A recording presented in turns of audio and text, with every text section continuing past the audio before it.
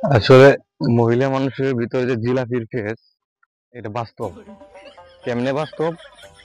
কত হইলো, আমার একটা বই প্রকাশ হয়েছে, বিমূর্ত নিহারিকা নামে একটা কবিতার বই প্রকাশ হয়েছে। তো এখন এই বইটা দিয়েছিলাম আমার এক বন্ধুরে গিফট।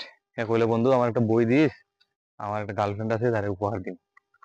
তো দিছি, দেওয়ার পরে হ্যাঁ কিটা করছে, তার বন্ধুরে ওই গার্লফ্রেন্ডে বইটা গিফট করছে।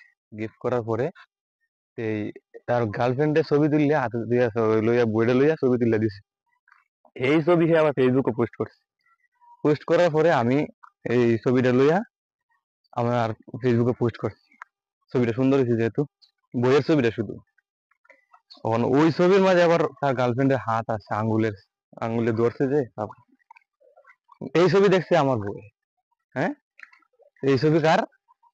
ওই ছবির মাঝে পোস্ট, আমার পোস্টের মাঝে কমেন্ট করছে এই হাত কার, ঘটনা ঘটছে।